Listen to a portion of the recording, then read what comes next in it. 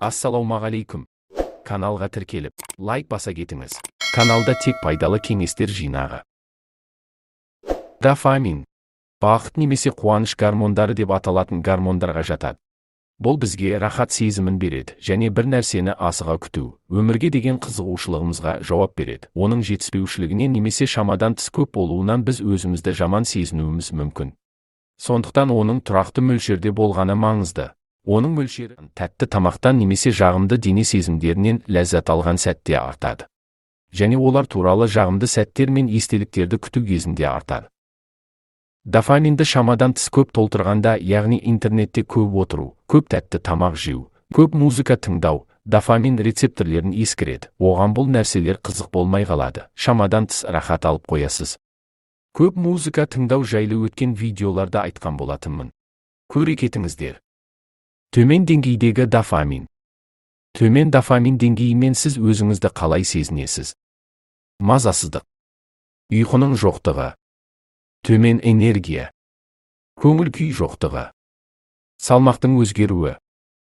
Дофаминнің жоғары деңгейлері энергияның көп болуы сияқты кейбір жағымды сезімдерге әкелуі мүмкін, бірақ оның теріс әсерлері де бар.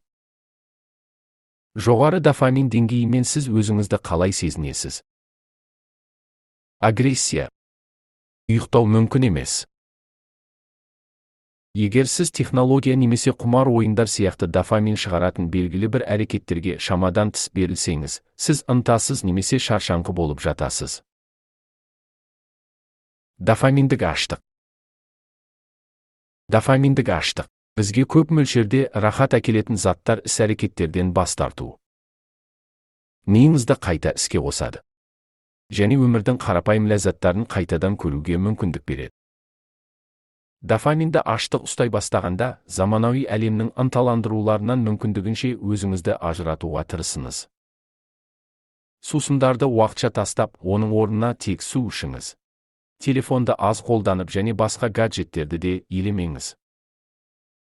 Бірақ мәңгіге тастау сіздің карьераңызға, өміріңізге зиянын тигізетіні белгілі. Сондықтан өмірлік балансты ұстап тұру үшін қысқа уақытқа қоя тұрғаныңыз дұрыс. Біз қазіргі өмірдің барлық ләззаттарын сезінген сайын бөлінетін дофамин дозасына, технология мен әлеуметтік желілерге тым тәуелді болып қалдық. Тұрақты дофаминдік толқындар бұл нейромедиаторға біздің сезімталдығымызды азайтады. Мысалы, бір тәтті тағамды көп жегеннен кейін ол тағам біраз уақыттан кейін қызық болмай қалады. Біз одан да тәтті тағам іздеп тұрамыз.